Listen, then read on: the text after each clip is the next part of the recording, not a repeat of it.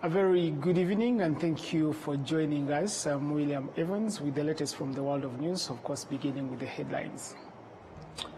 Rwanda's President Paul Kagame has highlighted shared priorities with Senegal, putting citizens first and pursuing a clear path to development, while Shimon Africa has organized the second round of Abacus Mental Math, bringing together primary school students specializing in mental arithmetic. On the international scene, hundreds of mourners have been injured at the memorial of the former Kenyan Prime Minister, the Right Honorable Raila Odinga.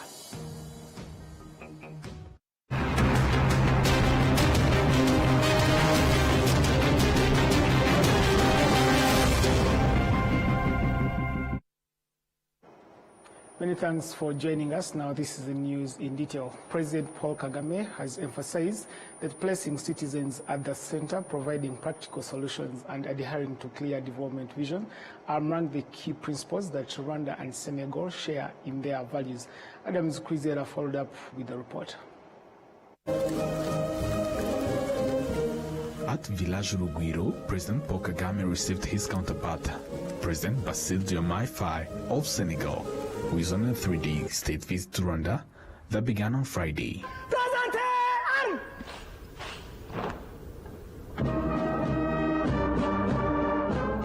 After receiving an official welcome with full honors reserved for heads of state and government, the two leaders held a tete-a-tete, followed by the signing of several bilateral agreements. This includes accords on visa facilitation, health, agriculture, correctional services, and collaboration under the Vision 2050 framework, jointly pursued by both countries. In his remarks, President Paul Kagame noted that Rwanda and Senegal share many common values that can further strengthen their partnership. Rwanda and Senegal are guided by the same values: putting people first, delivering results, and pursuing a bold, transformative vision. Our discussions today reaffirmed our commitment to act on these principles.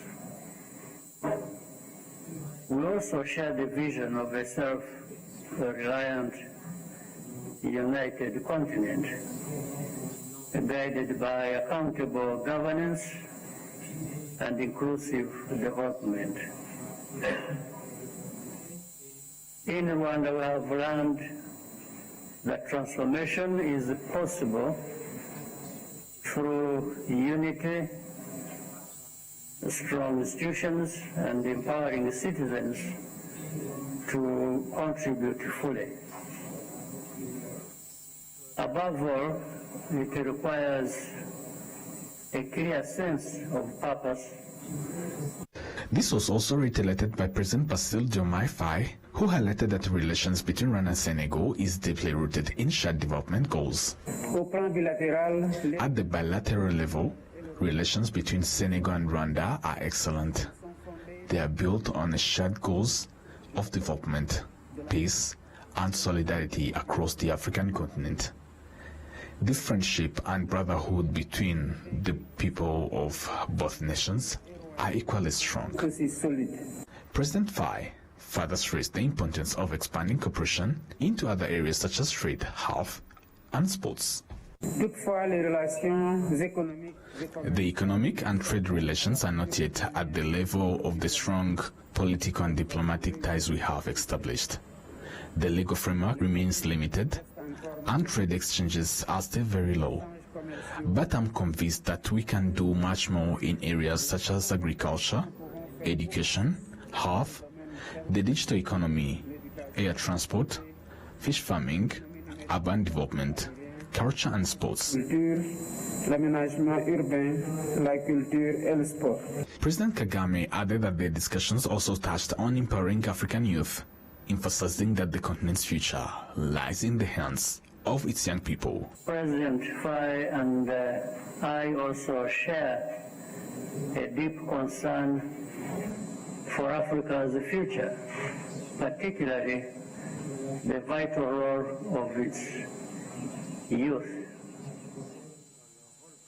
Their talent and resilience are undeniable. Our responsibility is to make sure that they have a stable, fair, and innovative environment that enables them to meet their full potential. This is a priority in our joint efforts. Mr. President, we are very happy that you engage with some of our institutions during this visit. This is an opportunity to explore more areas of collaboration between us, the two countries. The newly signed agreements add to previous ones between Rwanda and Senegal, including facilitating air travel between the two nations. Adam Squizera, RwandaTV News. Thank you, Adam Squizia. Now let's also inform you that Senegalese President Bassirou Diomaye Faye has expressed his country's readiness to work with Rwanda in preparations for the 2026 Youth Olympics Games to be held in Dakar. He made the remarks during the discussions aimed at exploring opportunities for both nations to expand cooperation and harness the business potential of sports. We do have details to this. President Bassirou Diomaye Faye, accompanied by a delegation of senior officials, was briefed on Rwanda's achievements in building its economy and strengthening bilateral cooperation. The Chief Executive Officer of the Rwanda Development Board highlighted strategies in place to attract and facilitate private investment in the country. Aujourd'hui, le guichet unique inclut la portion de 24 agences. As of today, we have established a one-stop center that brings together 24 institutions providing investment-related services. The center offers 400 services under one roof, including business registration in less than 6 hours, tax payments, import and export permits, environmental clearances, construction permits, notarization, visas, and other key requirements. This marks the first phase of our reform process, with the second phase focusing on fully integrating these services into a comprehensive digital system. C'est la digitalisation totale. The Minister of Sports explained that Rwanda has put in place deliberate measures to transform sports from mere entertainment into a productive sector that generates tangible economic returns. En tant que nation, nous avons fait des choix stratégiques au départ. Après la mise en place des fondations solides telles que la bonne gouvernance, la sécurité, la paix. As a country, we began by establishing a strong foundation, promoting good governance, peace, security, and inclusiveness. From there, we invested in high-standard sports infrastructure, developed targeted policies, and fostered strategic partnerships, such as Visit Rwanda and the MICE initiative, which have positioned us among Africa's top destinations for international meetings and events. Des conférences internationales et aussi des événements. Minsam also added that Rwanda has gained valuable experience from hosting major international competitions and pledged to offer Senegal any support needed in preparing for similar events. President Bassirou Diomaye Faye thanked the Rwandan Minister of Sports for the commitment to collaboration and emphasized that African unity can yield great results. L'ensemble des Africains doivent se sentir concernés. C'est pour ça que African cooperation must be valued and strengthened. That is why I sincerely thank Madam Minister for agreeing to stand with us as we prepare for the Olympic Games. We have already launched the Kickoff 1 Year to Go campaign, which will run until October 31st, 2026, as part of our comprehensive preparations. President Faye noted that Rwanda's success in hosting international sports events has been a source of pride and inspiration, reinforcing confidence among African nations. Senegal, on its part, is set to make history as the first African country to host the Youth Olympic Games, scheduled to take place in the capital city Dakar in 2026.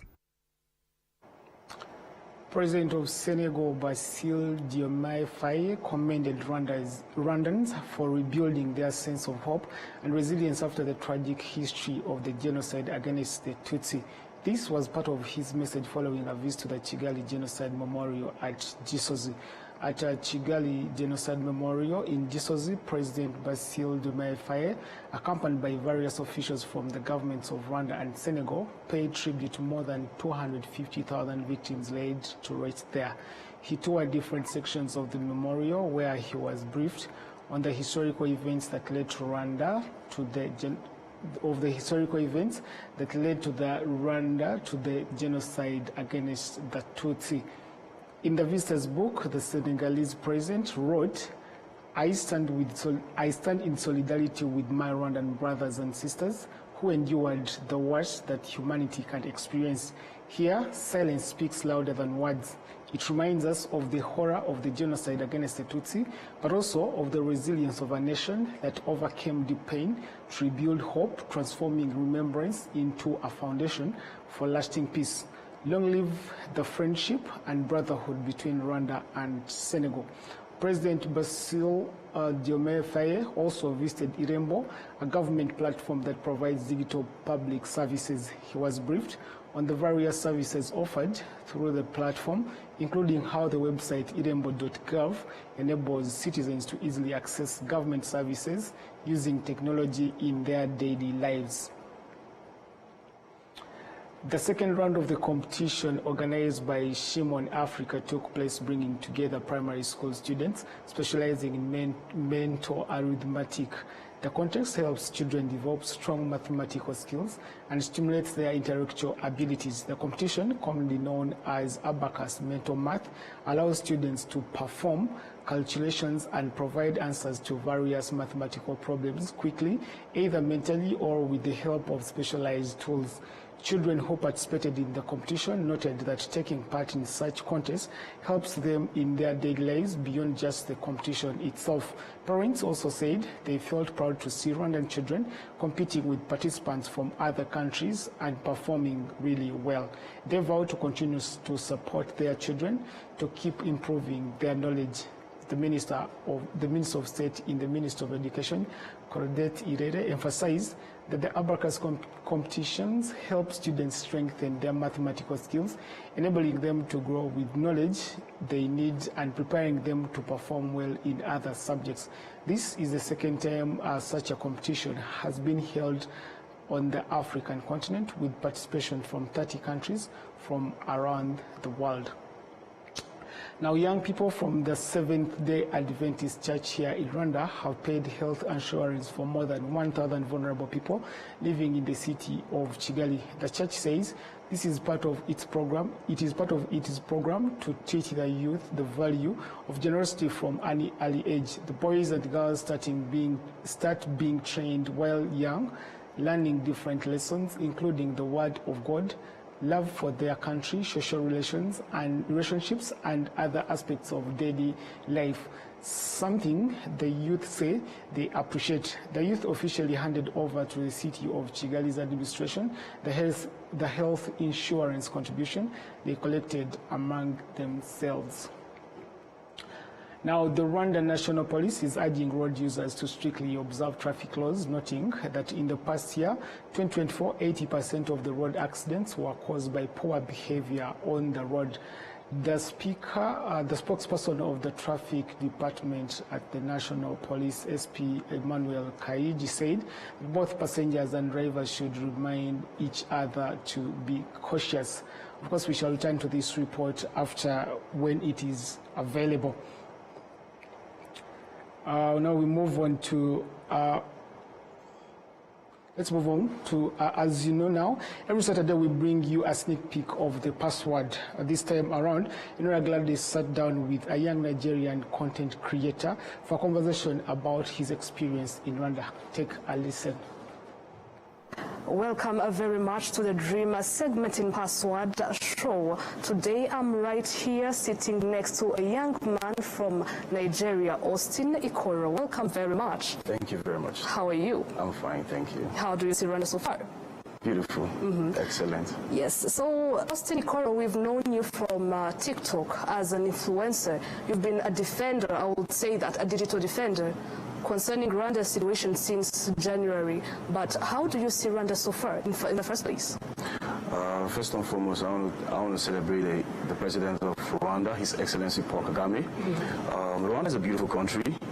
It's one of the safest countries in Africa. And I read a lot about Rwanda while I was in secondary school. They taught us history about Africa. And right from when I was 12, 13, I really wanted to visit Rwanda. And when I came, it was lovely. I loved the security, I loved the orderliness, I loved the hospitality of the people. Right from the airport down to the city. So it has been awesome.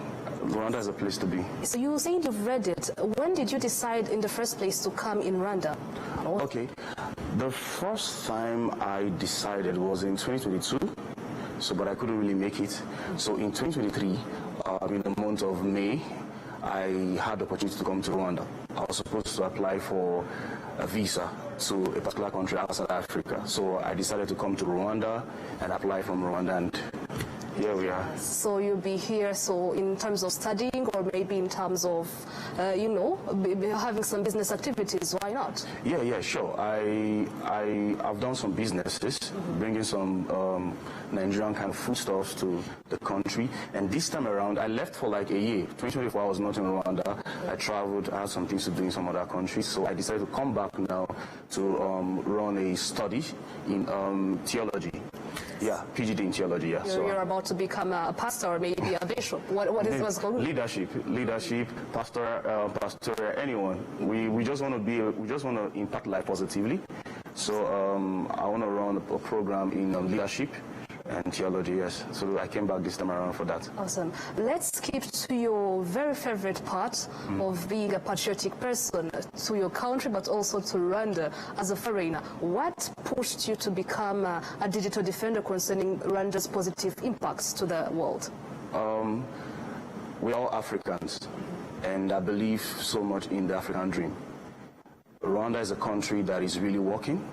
And I know some people have different opinion about the country, and I thought it wise that it was necessary and expedient for me to defend the country. How I was raised is that wherever you go to, you must be law-abiding and you must defend wherever you are. I'm in Rwanda. As I'm in Rwanda, I'm responsible in defending the government of Rwanda and the country of Rwanda. So because of my orientation, I decided to defend everything about Rwanda, because it's not just defending, I'm defending what is really working. So, and I'm not regretting doing that. I'm going to do that. I'm going to keep doing it again and again and again. Yeah, so it's all about spreading positivism on social media about Africa. Yes. I would like to know, as a question of curiosity, when you just post those kind of videos on your TikTok and even on all the other social media platforms, what feedback do you get from the people from your home country? It's a mixed feeling. Most Nigerians, I've had a lot of messages from Nigerians who are not interested to visit Rwanda for studies, some for business, and some tell me, are you sure what you're saying is true? And I get to show them video evidence. So I've had a lot of Nigerians, both Nigerians outside Africa, both Nigerians in Africa. Based on my videos, they are really interested to come over to Rwanda. Some want to come raise their kids in Rwanda, seeing the safety in Rwanda, and yeah, it's been positive all through. Awesome. I would like to know, and how do you see so far the country? I mean, the people that you meet every day in your everyday life, because you're here in Rwanda, so you're obliged to be meeting a lot of Rwandans people in your daily life. Well, it's been awesome. One of the things I must say about Rwanda is the good orientation that everybody has. It's more like everyone has the same kind of mindset. How to treat people, how to talk to people.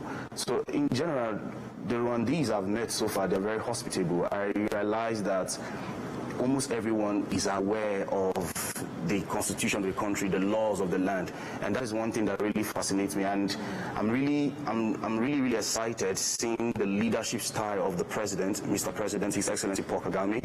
It's something I admire because I love leadership. So everything I'm learning in Rwanda from the people, from everyone I've met, it's something that is really impacting me positively. And I know in the future I'll go back to my country and maybe do what Paul Kagame is doing here. Awesome. You've said it yourself that you really love leadership. Would you like to become a leader in the future? Yeah, sure. Maybe are you becoming an excellency in your country? Yeah, sure. Awesome. Sure, okay, I would sure. like.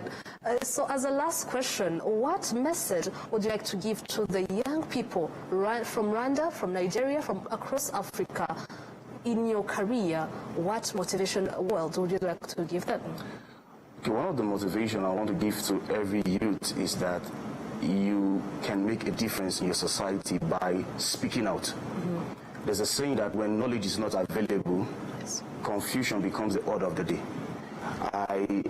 I want to tell every youth that we are responsible for the development and the orderliness of our community, our society. And nobody should talk down on you. Nobody should make you feel you are not good enough. Both those in Nigeria, those in Rwanda. The president of Rwanda has shown so much excellence in leadership. So I just want to encourage every youth that don't look down on yourself. Whatever you do today, we speak for you in the future. And that's my advice and my motivation for every youth out there.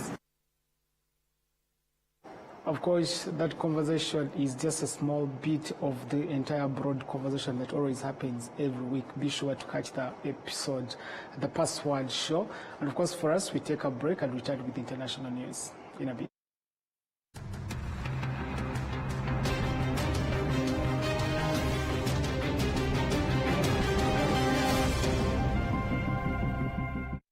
Every journey has a beginning. From nature comes refreshing fruity goodness that keeps you going every day. With every pack complementing life's best moments. Not one, not two, but 5 different fruity flavors.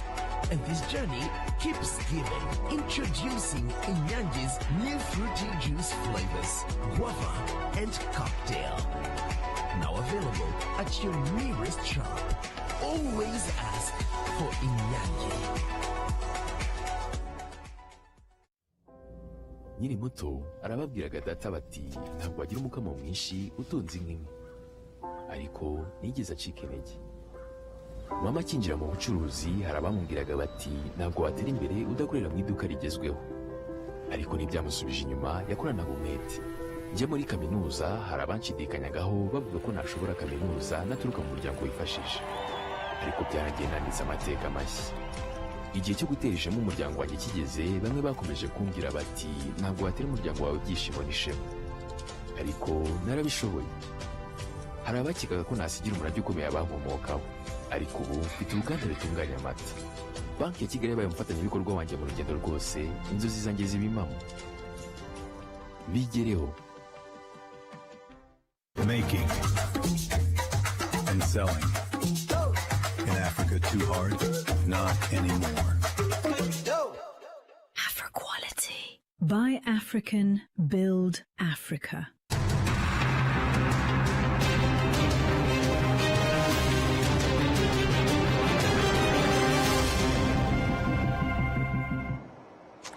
Welcome back from that short break. Let's begin our international news from Kenya, where hundreds of mourners have been injured at a memorial for the former Kenyan Prime Minister, the Right Honorable Raila Odinga, who died in India on Wednesday at the age 80. Authorities have been on alert because several people were killed at earlier funeral events in the capital, Nairobi. DW News has the details to this.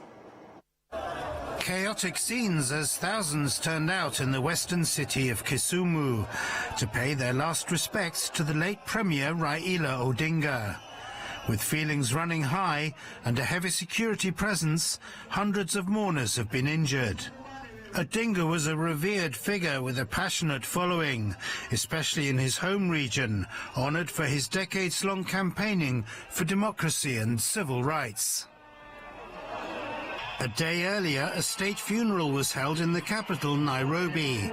Raila Odinga Jr. paid tribute to his father.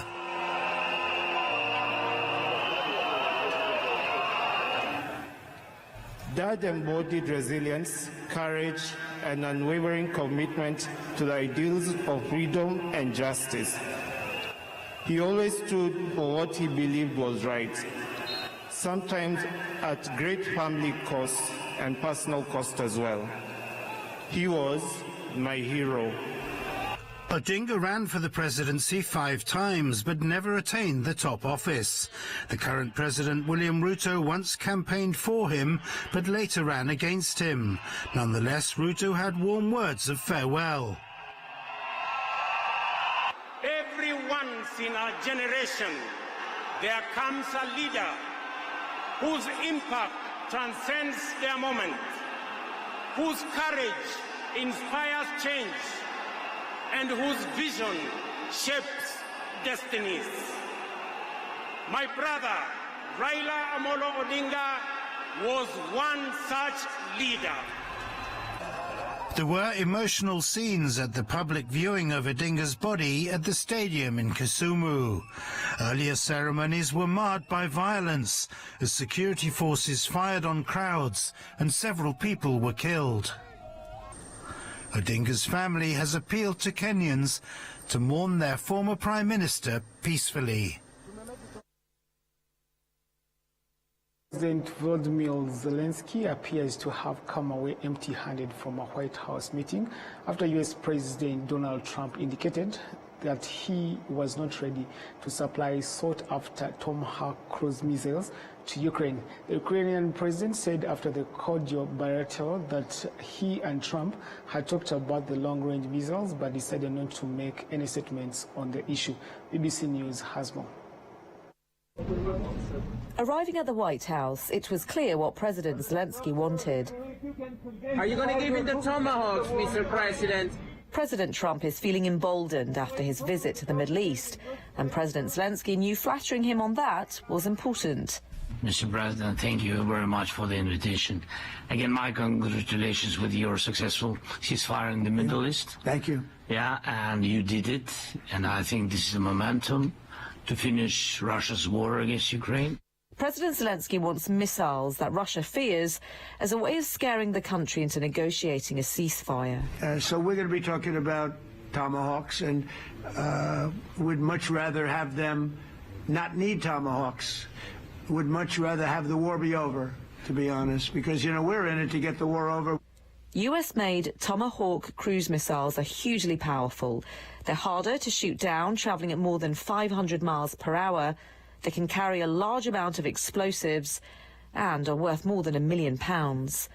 But crucially, it's how far they can travel. So far, Ukraine has only been provided with weapons of a maximum range of 300 kilometres.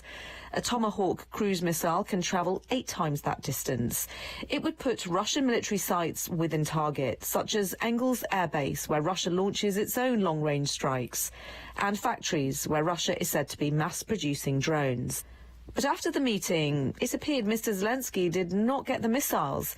He said the US did not want escalation. We have to stop where we are. This is important, to stop where we are and then to speak. I'm open, as I said, to bilateral, to trilateral, and I don't know if we have some other formats. I'm open for any kind of formats which can bring us closer to peace. Something echoed by the president as he arrived in Florida for the weekend. In my opinion, they should stop the war immediately. You go by the battle line wherever it is, otherwise it's too complicated. You'll never be able to figure it out. You stop at the battle line, and both sides should go home, go to their families, stop the killing, and that should be it. Stop right now at the battle line. I told that to President Zelensky. I told it to President Putin.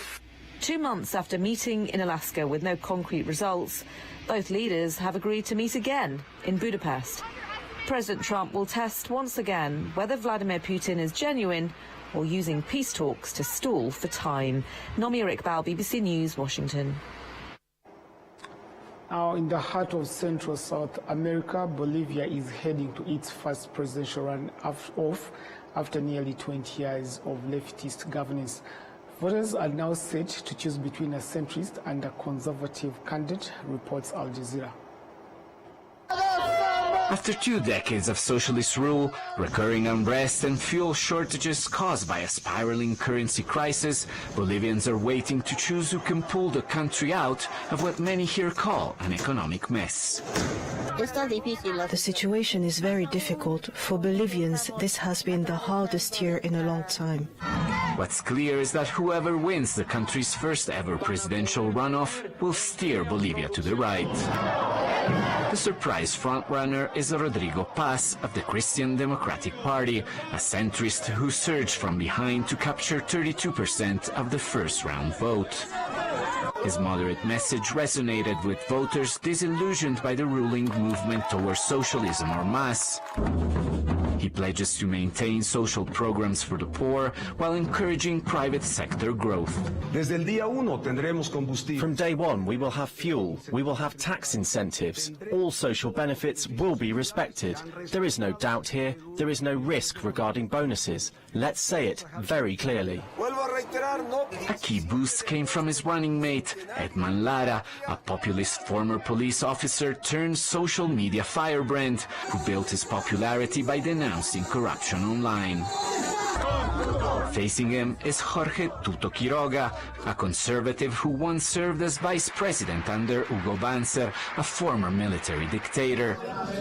Running for the fourth time, he promises to rebuild ties with Washington, restore economic order, and promises radical change. There's a mistake in the premise analysts are using, that curing the patient would be painful. No, letting the patient continue as he is, on its way to the grave, is what's truly painful.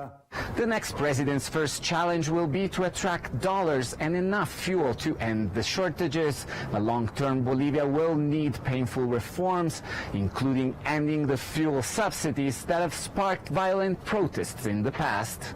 The political grandstanding of both candidates could backfire. One promises a nearly $300 pension for retirees from nowhere, while the other says everything will be fine by Christmas. Those kinds of promises are dangerous because economists agree it won't happen anytime soon. It won't be easy and it will be painful.